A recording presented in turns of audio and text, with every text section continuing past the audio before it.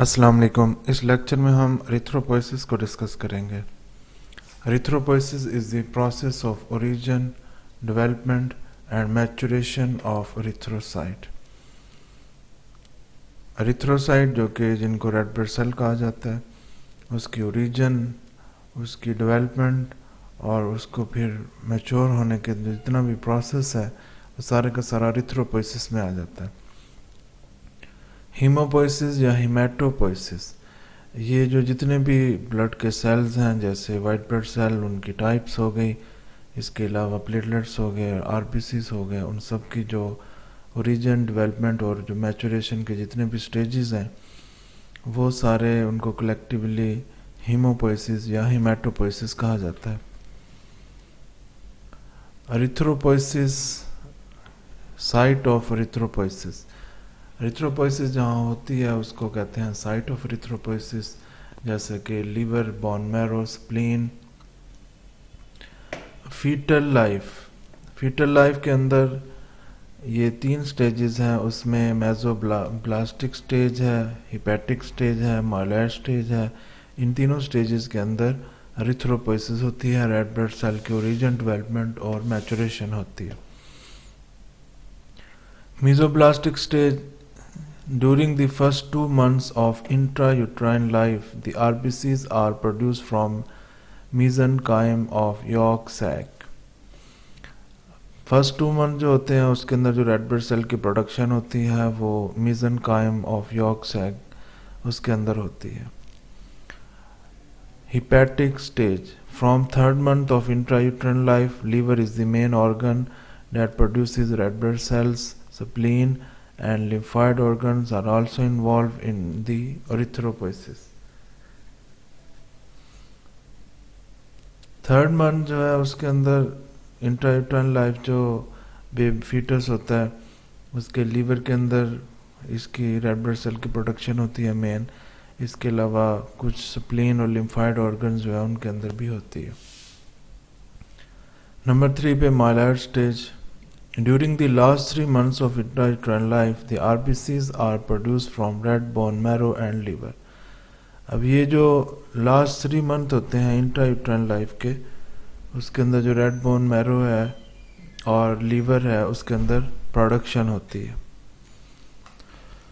Erythropoiesis in newborn babies, children and adults. In newborn babies, growing children and adults, RBCs are produced only from the red bone marrow। अभी जो growing children होते हैं और newborn होते हैं तो उनमें क्या होता है कि रेड बोन मैरो है उसके अंदर आरबीसी की प्रोडक्शन होती है। Up to the age of 20 years, RBCs are produced from red bone marrow of all bones, long bones and all the flat bones। 20 years तक, 20 साल की एज तक रेड ब्लड सेल की जो प्रोडक्शन है वो लॉन्ग बोन्स और flat bones दोनों में होती है। After the age of 20 years, RBCs are produced from membranous bones like vertebra, sternum, ribs, scapula, iliac bones and skull bones and from the ends of long bones। 20 साल की as के बाद जो RBC की प्रोडक्शन है वो vertebra में होती है, स्टर्नम, रिब्स, स्कैपुला, इलियक, इसके अलावा स्कल और लॉन्ग बोन्स के जो एजेस हैं, एंड्स हैं, वहाँ भी होती है। After 20 years of age, the shaft of the long bones becomes yellow bone marrow because of fat deposition and loses the erythropoietic function। 20 साल के बाद ये जो बोन मैरो है, ये जो लॉन्ग बोन्स, इनका जो एजेस होते हैं, इनके जो एंड होते हैं, वहाँ फैट डिपोजिशन हो जाती है और वहाँ एरिथ्रोपोइटिक फंक्शन प्रोहिबिटेड हो जाता है, रुक जाता है। In adults, liver and spleen may produce the blood cells if the bone marrow is destroyed or fibrosed। adults में जिनके अंदर बोन मैरो, अगर उनको कोई बोन की डिजीज़ हो गई है जिसने बोन मैरो को इफ़ेक्ट किया है और बोन मैरो फंक्शनलेस हो गई है या डिस्ट्रॉय हो गई है, तो फिर लीवर और स्प्लीन के अंदर रेड ब्लड सेल्स बनते हैं। Collectively, bone marrow is almost equal to liver in size and weight. It is also as active as liver।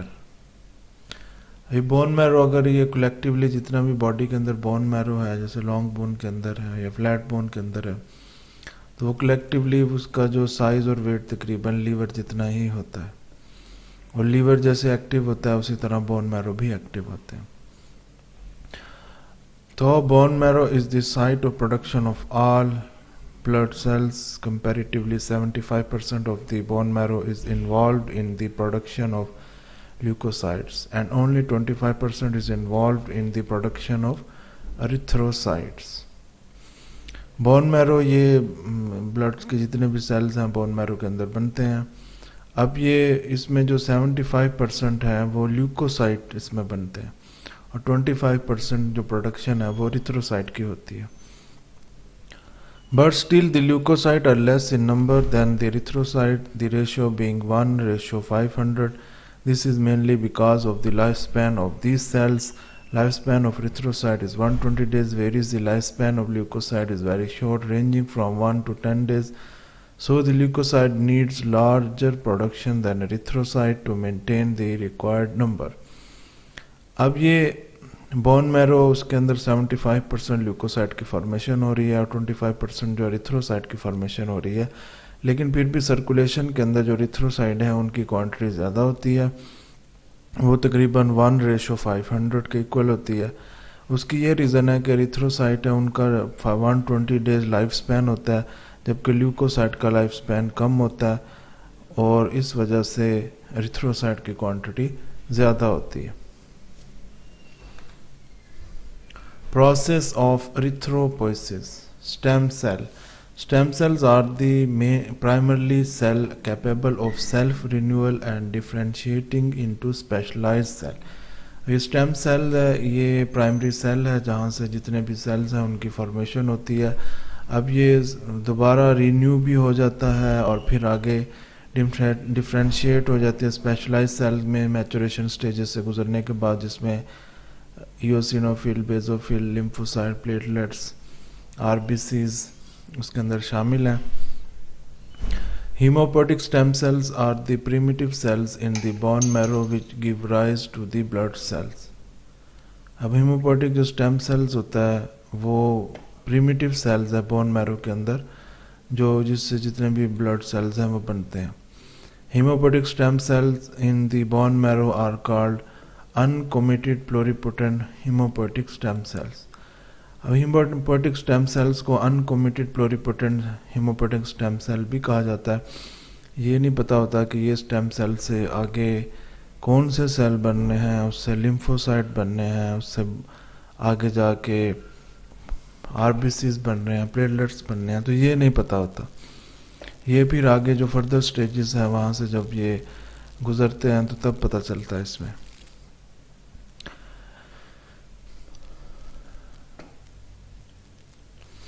Pluripotent hemopoietic stem cell is defined as a cell that can give rise to all types of blood cells.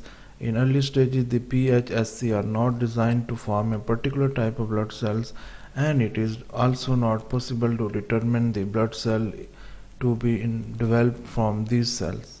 Hence the name uncommitted PHSC. अब ये पता नहीं होता कि ये जो प्लोरिपोटेंट haemopoietic stem cells है इसने किस सेल्स में कन्वर्ट होना है, तो उसे फिर अनकमिटेड PHSC कहा जाता है। In adults only a few number of these cells are present, but the best source of this cells is the umbilical cord blood. When the cells are designed to form a particular type of blood cell, the uncommitted PHSC are called committed PHSCs. Adults के अंदर ये बहुत कम quantity में ये cell मौजूद होते हैं, लेकिन जो अम्बिलिकल कॉर्ड का ब्लड होता है उसके अंदर ये काफ़ी क्वांटिटी में होते हैं। जब ये इस फॉर्म के अंदर आ जाते हैं कि ये पता चल जाए कि ये आगे किस स्पेशलाइज सेल के इसने बनना है, तो फिर इसे कमिटेड PHSC कहा जाता है। Committed PHSC defined as a cell which is restricted to give rise to one group of blood cell. अब ये पता चल जाता है कि ये इससे कौन सा ग्रुप PHSC से बनेगा, तो उसे फिर कमिटेड PHSC कहा जाता है। कमिटेड PHSC ये दो तरह के होते हैं, उसमें लिम्फॉइड स्टेम सेल्स है जो जिससे आगे लिम्फोसाइट और नेचुरल किलर सेल्स बनते हैं, उसके बाद ये नंबर 2 पे क्लूनी फॉर्मिंग ब्लास्टोसाइट है, जिससे आगे माइलॉइड सेल्स बनते हैं, और माइलॉइड सेल्स ये लिम्फोसाइट के अदर देन सेल्स होते हैं. When grown in culture these cells form colonies and the name colony forming blastocyte. अगर ये इसको क्लूनी फॉर्मिंग ब्लास्टोसाइट जो माइलॉइड सेल्स हैं, इनको अगर कल्चर किया जाए, आर्टिफिशियल इनको ग्रो किया जाए, तो ये क्लूनी से बनाते हैं, इसलिए इसे क्लूनी फॉर्मिंग ब्लास्टोसाइट कहा जाता है. Different units of colony forming cells are colony forming unit erythrocyte, colony forming unit granulocyte और monocyte, colony forming unit megakaryocyte. अब ये जो क्लूनी फॉर्मिंग यूनिट एरिथ्रोसाइट है, इससे एरिथ्रोसाइट बनते हैं, और ये CFU-GM है ग्रेनुलोसाइट और मोनोसाइट, इससे ग्रेनुलोसाइट से न्यूट्रोफिल, बेसोफिल और इयोसिनोफिल बनेंगे, और M से मोनोसाइट, इससे मोनोसाइट बनेंगे. अब ये जो क्लूनी फॉर्मिंग यूनिट मेगाकैरियोसाइट है, इससे फिर आगे प्लेटलेट्स डेवलप होंगे. Changes during erythropoiesis. Cells of CFUE pass through different stages and finally become the matured red blood cells. During these stages, 4 important changes are noticed.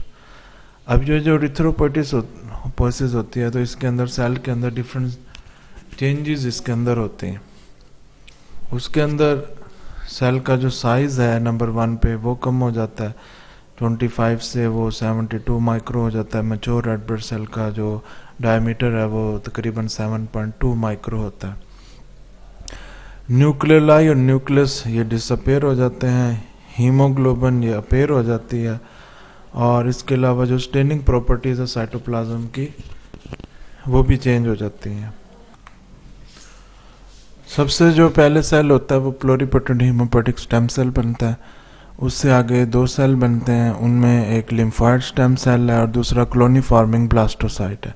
Lymphoid stem cell से आगे lymphoblast और फिर mature lymphocyte बन जाएगा, और फिर इससे ही आगे टी लिम्फोसाइट, बी लिम्फोसाइट और नेचुरल किलर सेल बनते हैं. क्लोनी फॉर्मिंग ब्लास्टोसाइट ये फिर आगे फर्दर डिवाइड होता है.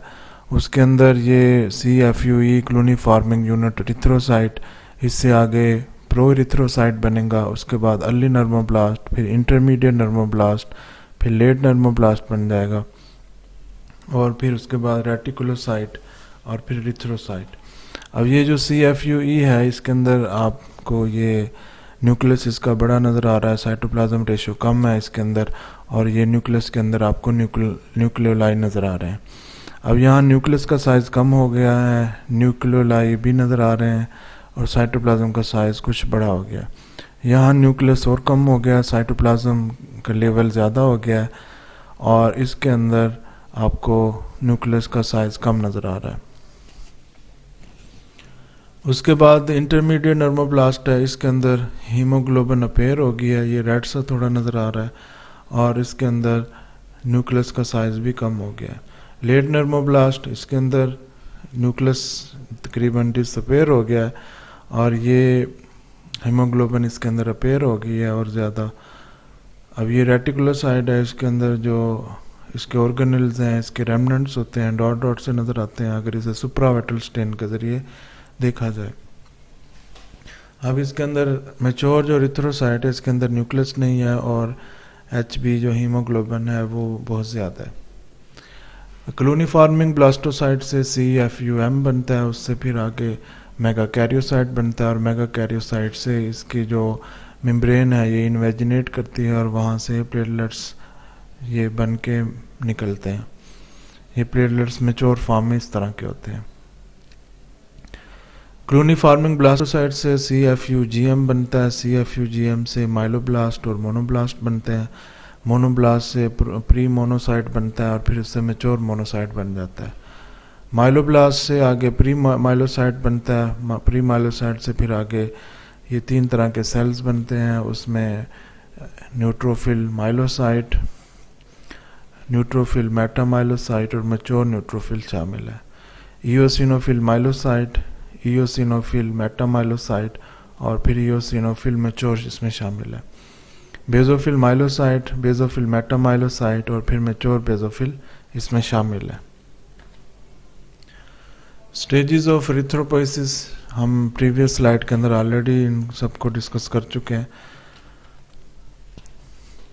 प्रोएरिथ्रोब्लास्ट, मेगैलोब्लास्ट, इसकी सबसे पहली स्टेज है आरबीसी फॉर्मेशन की। उसमें प्रोएरिथ्रोब्लास्ट और megaloblast is the first cell derived from CFUE. It is very large in size with a diameter of about 20 micro. The nucleus is large and occupies the cell almost completely. The nucleus has 2 or more nucleoli and a reticular network. Proerythroblast does not contain hemoglobin. The cytoplasm is basophilic in nature.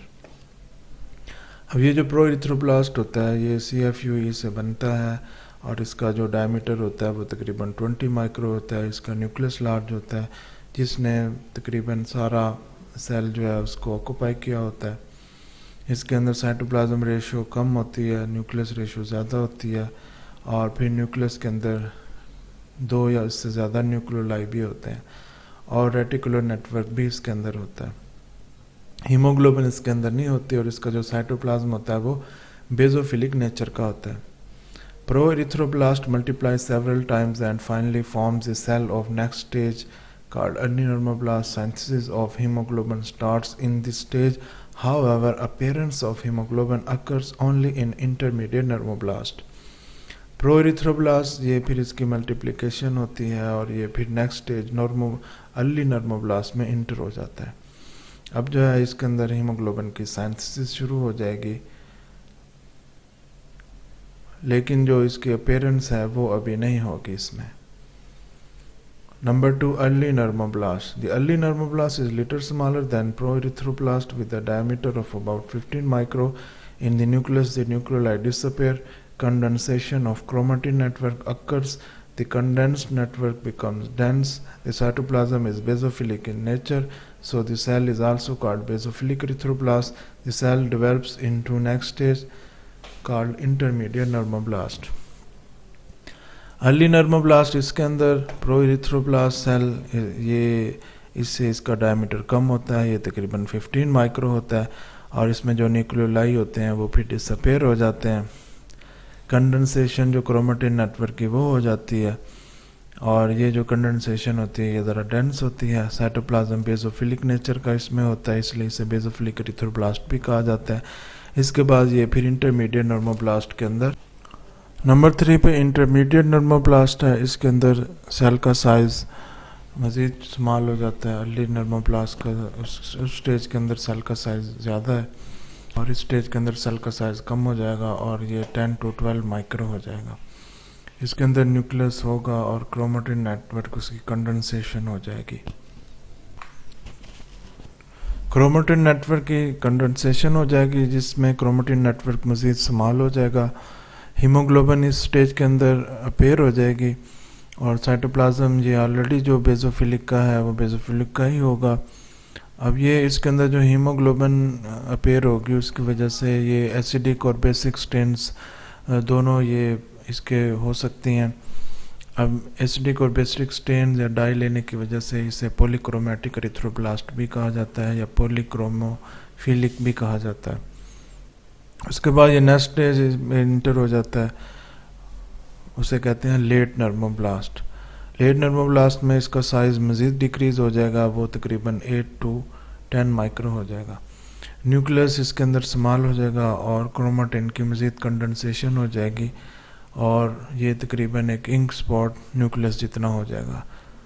अब इसके अंदर जो haemoglobin की quantity है वो increase कर जाएगी और जो साइटोप्लाज्म है वो एसिडोफिलिक नेचर का हो जाएगा, इसलिए इसे इस ऑर्थोक्रोमिक एरिथ्रोब्लास्ट भी कहा जाता है।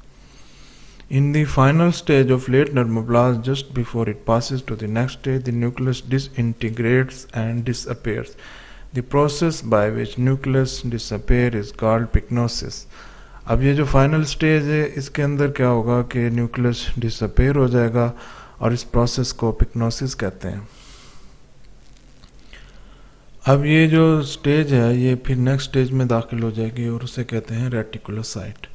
Reticulocyte is otherwise known as immature RBC. It is slightly larger than mature RBC.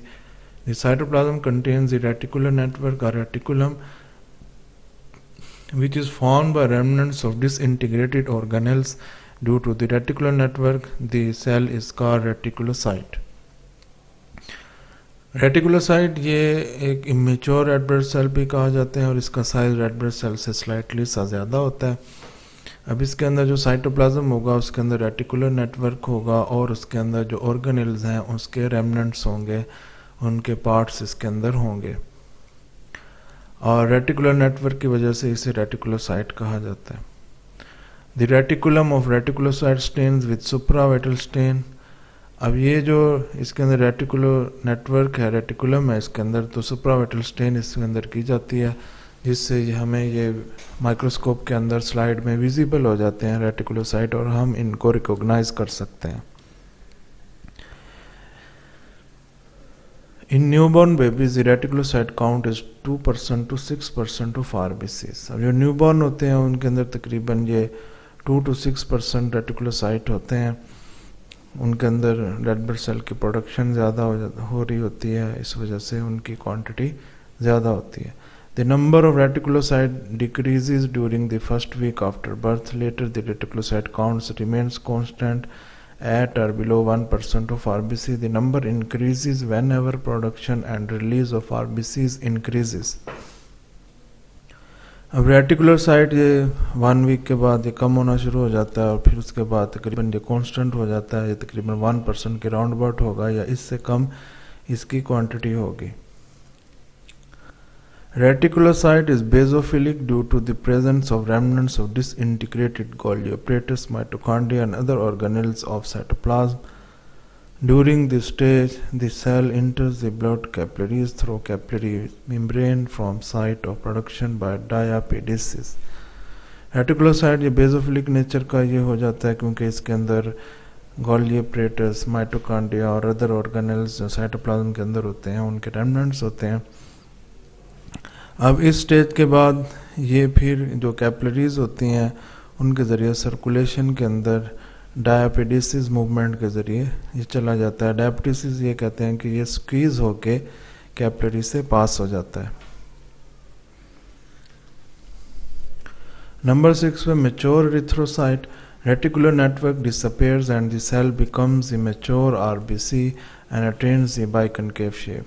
अब ये रेटिकुलर नेटवर्क इसके अंदर डिसअपेयर हो जाता है, सेल मैच्योर हो जाता है, इसका साइज़ थोड़ा और कम हो जाता है, तकरीबन 7.2 माइक्रो डायमीटर हो जाता है और इसकी बाइकनकेव शेप हो जाती है. The mature RBC is with haemoglobin but without nucleus. It requires 7 days for the development and maturation of RBC from pro erythroblast. अब मैच्योर आरबीसी होता है ये इसके अंदर हीमोग्लोबिन तो होती है लेकिन न्यूक्लियस नहीं होता. तकरीबन इस सारे प्रोसेस में 7 दिन लग जाते हैं इसकी डेवलपमेंट में और मैचुरेशन में. It requires 5 days up to the stage of reticulocyte.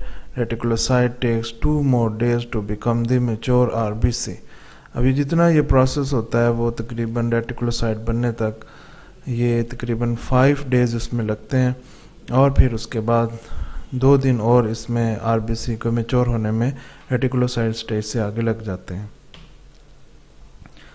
अब ये आपके सामने एक फ्लो डायग्राम है जिसके अंदर एक अनकमिटेड प्लोरिपोटेंट हीमोपोटिक स्टेम सेल का बताया गया है. अनकमिटेड प्लोरिपोटेंट हीमोपोटिक स्टेम सेल वो होता है जो इसका ये ना पता हो कि उसने आगे जाके लिम्फोसाइट बनना है या फिर उसने प्लेटलेट्स बनने हैं या फिर उसने आके ग्रैनुलोसाइट बनने हैं. और कमिटेड प्लोरिपोटेंट हीमोपोटिक स्टेम सेल्स का ये पता होता है कि ये आगे जाके इसने कौन सी सीरीज़ बनना है. ये कुछ इवेंट्स हैं जो कि एरिथ्रोपोइसिस के दौरान होते हैं, जैसे प्रो एरिथ्रोब्लास्ट इसके अंदर हीमोग्लोबिन की सिंथेसिस स्टार्ट हो जाती है.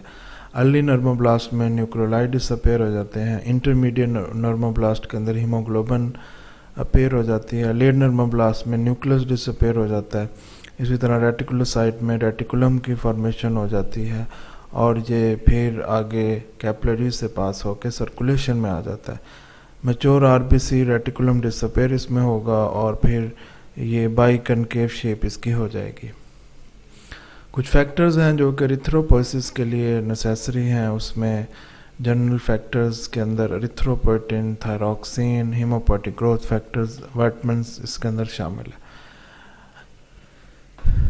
Erythropoietin, most important general factors for erythropoiesis is the hormone called erythropoietin. It is also called hemopoietin or erythrocyte stimulating factor. अब ये मोस्ट इम्पोर्टेंट जो हार्मोन होता है erythropoiesis के लिए वो erythropoietin होता है। ये तकरीबन 165 अमाइनो एसिड्स से मिलके बना होता है और ये पेरिट्यूबुलर कैपिलरीज जो किडनीज है वहाँ से इसकी सिक्रीशन होती है। ये लीवर से और ब्रेन से भी इसकी स्मॉल क्वांटिटी के अंदर सिक्रीशन होती है। अब जब बॉडी के अंदर हाइपोक्सिया होता है तो फिर ये एक हाइपोक्सिया इसका एरिथ्रोपोइटिन का स्टिमुलेंट है जो जाके एक्ट करता है जहाँ से एरिथ्रोपोइटिन की सिक्रीशन होती है, फिर वहाँ से एरिथ्रोपोइटिन की सिक्रीशन हो जाती है। Erythropoietin causes formation and release of new RBCs into circulation. After secretion, it takes 4 to 5 days to show the action.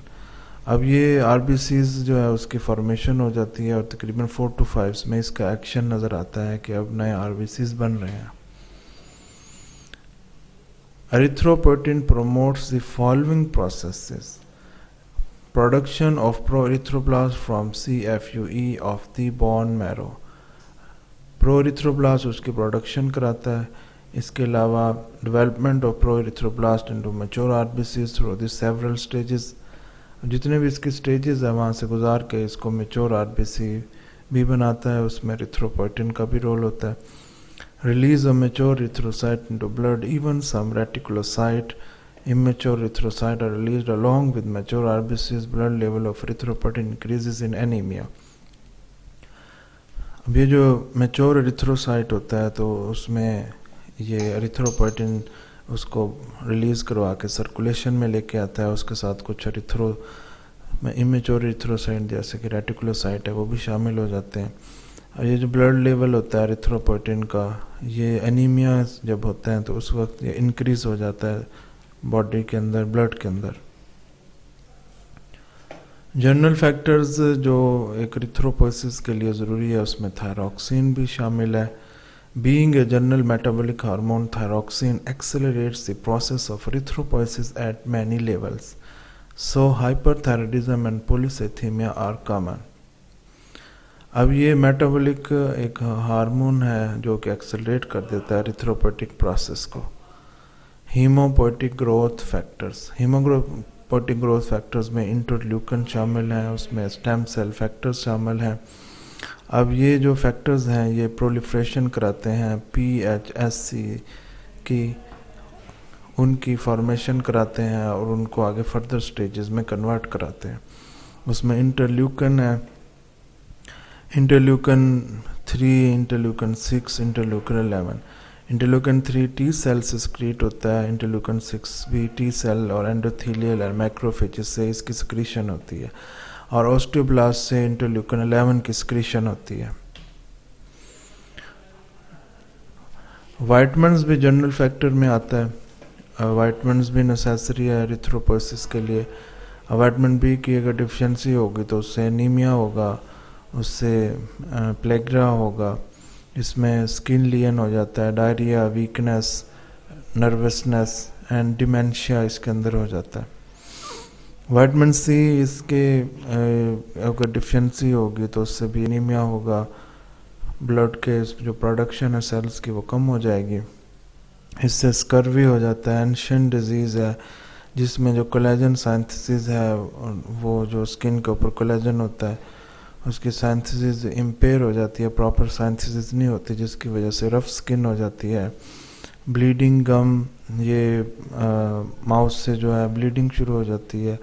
Teeth जो है उसकी टाइटनेस कम हो जाती है, लूज़ हो जाते हैं वो, और जो अगर वाउंड कहीं हो जाए तो उसकी हीलिंग पुअर होगी, बोन पेन करेंगे। इसके अलावा लेथार्जी, थकावट हो जाएगी, और फिर इमोशनल चेंजेस भी इसके अंदर हो जाती हैं।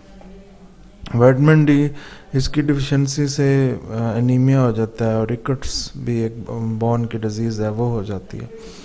विटामिन ई इसकी डिफिशिएंसी से भी एनीमिया हो जाता है, और माल न्यूट्रिशन बॉडी के अंदर होती है। मैचुरेशन फैक्टर्स, विटामिन B12 ये मैचुरेशन फैक्टर में आ जाता है। Vitamin B12 is the maturation factor necessary for erythropoiesis. Source: vitamin B12 is called extrinsic factor since it is obtained mostly from diet. Its absorption from intestine requires the presence of intrinsic factor of Cassel. Vitamin B12 is stored mostly in liver and in small quantity in muscle. When necessary, it is transported to the bone marrow to promote maturation of RBCs. It is also produced in the large intestine by the intestinal flora. Vitamin B12 ये इसकी जो red blood cell की maturation हो रही है erythropoiesis के अंदर, तो उसके लिए नेसेसरी है। अब ये जो डाइट ली जाती है, जो फूड ली जाती है, तो वहाँ से ये इनटेक इसको किया जाता है और फिर ये उन फूड के अंदर ये विटामिन B12 भी होता है और फिर उसके इंटेस्टाइन में एब्जॉर्प्शन होती है, जो कि इंट्रिंसिक फैक्टर ऑफ कैसल वो नेसेसरी है इसकी एब्जॉर्प्शन के लिए।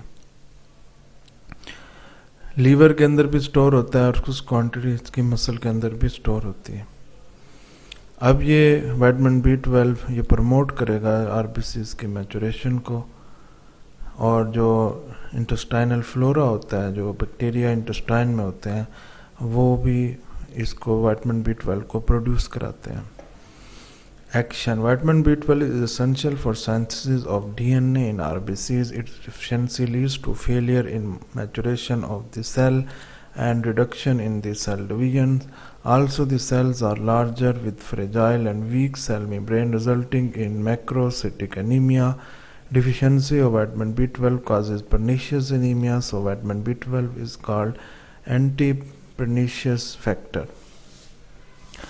डीएनए की साइंथिसिस, जब ये आरबीसीज इसकी फॉर्मेशन शुरू होती है तो B12 विटामिन B12 उसके लिए नेसेसरी है। अगर विटामिन B12 की डिफिशिएंसी हो जाएगी तो जो सेल डिवीजन डीएनए के अंदर होती हैं तो वो कम होंगी और उनकी प्रॉपर मैचुरेशन नहीं होंगी, जिसकी वजह से जो सेल डेवलप होगा उसका लार्ज साइज होगा। मैक्रोसिटिक सेल आरबीसीज का मैक्रोसिटिक एनीमिया की यहाँ बात की गई है। मैक्रोसिटिक एनीमिया जो आरबीसीज का नॉर्मल से लार्ज साइज हो उसे कहते हैं मैक्रोसिटिक एनीमिया, और ये लार्ज साइज इस वजह से है कि सेल डिवीजन प्रॉपर नहीं हो पाई और उसके अंदर जो डीएनए है वो प्रॉपर उसकी माल फंक्शनिंग उसके अंदर हुई है, प्रॉपर उसकी सिंथेसिस नहीं हुई, जिसकी वजह से उसकी सेल मेम्ब्रेन वीक है और फ्रेजाइल है। अब ये जो अगर इसकी डिफिशिएंसी होगी तो उसकी वजह से जो एनीमिया होगा उसे कहते हैं pernicious anaemia. Maturation factors. Number 2, intrinsic factor of castle. अगर इंट्रिंसिक फैक्टर ऑफ कैसल इसकी डिफिशिएंसी हो जाती है, ये विटामिन B12 है उसकी एब्जॉर्बेंस कराता है, तो इसकी अगर डिफिशिएंसी होगी तो विटामिन B12 है उसकी भी डिफिशिएंसी हो जाएगी और प्रॉपर विटामिन B12 एब्जॉर्ब नहीं हो सकेगा और ये इसकी वजह से पर्नीशियस एनीमिया हो जाएगा। अब ये जो deficiency of intrinsic factor of Castle की होती है उसमें सीवियर गैस्ट्राइटिस है, अगर कोई स्टोमक में या इंटेस्टाइन में स्वेलिंग हो जाती है, इन्फ्लेमेशन हो जाती है, अल्सर, कोई वाउंड हो गया है, इसके अलावा गैस्ट्रेक्टोमी, अगर कोई वो पार्ट कट गया है या काट दिया गया है तो उससे भी इंट्रिंसिक फैक्टर ऑफ कैसल की डिफिशिएंसी हो जाती है। Haematinic principle. Haematinic principle is the principle thought to be produced by the action of intrinsic factor on extrinsic factor. It is called are anti anaemia principle. It is a maturation factor. Haematinic principle ये एक principal है जो कि हेमाटाइनिक principle ये एक principal है जिसके तहत ये पता चलता है कि जो इंट्रिंसिक फैक्टर का एक्शन है वो प्रोड्यूस होता है और मैचुरेशन काज करता है, और ये एंटी एनीमिया प्रिंसिपल है और ये एक मैचुरेशन फैक्टर है। नंबर 3 पे folic acid. Folic acid is also essential for maturation. It is required for synthesis of DNA. In the absence of folic acid, the synthesis of DNA decreases, causes failure of maturation. This leads to anemia in which the cells are larger and repair in megaloblastic, pro-erythroblastic stage, and anemia due to folic acid deficiency is called megaloblastic anemia. Folic acid की अगर deficiency हो जाएगी तो folic acid necessary है DNA की synthesis के लिए, तो डीएनए की सिंथेसिस प्रॉपर नहीं होगी और इसकी जो मैचुरेशन है वो भी प्रॉपर नहीं होगी, मैचुरेशन फेल हो जाएगी और बड़े साइज़ का ये आरबीसीज डेवलप होगा जिसकी वजह से एनीमिया डेवलप हो जाएगा। इसको कहते हैं megaloblastic anaemia. Factors necessary for hemoglobin formation. Various materials are essential for the formation of hemoglobin in the RBCs. Deficiency of this substance decreases the production of hemoglobin leading to anemia. अब कुछ factor ऐसे हैं कि अगर वो ना हो या उनकी डिफिशिएंसी हो जाए तो उसकी वजह से एनीमिया हो जाता है। उसमें जो first class protein and amino acid, proteins of high biological value are essential for the formation of hemoglobin. Amino acids derived from these proteins are required for the synthesis of protein part of hemoglobin, that is the globin. अब ये protein necessary है और protein में से जो amino acid होते हैं तो वो ड्राइव किए जाते हैं जब प्रोटीन की सिंथेसिस जो हीमोग्लोबिन है उसकी फॉर्मेशन होती है और उसमें जो मेन प्रोटीन है वो ग्लोबिन है। नंबर 2 पे आयरन है। आयरन नेसेसरी है हीम की फॉर्मेशन में, हीमोग्लोबिन बनाने में। कॉपर ये आयरन की एब्जॉर्प्शन कराता है गैस्ट्रोइंटेस्टाइनल ट्रैक्ट पे, जो फूड वगैरह इनटेक हम करते हैं उसमें जो आयरन होता है उसकी एब्जॉर्प्शन कॉपर कराता है। Cobalt and nickel, these metals are essential for the utilization of iron during hemoglobin formation. अब ये जो मेटल है ये जो हीमोग्लोबिन की जो फॉर्मेशन होती है उसमें आयरन को यूटिलाइज कराते हैं। 5 vitamin C, vitamin C riboflavin, nicotinic acid and pyridoxine are also essential for the formation of hemoglobin.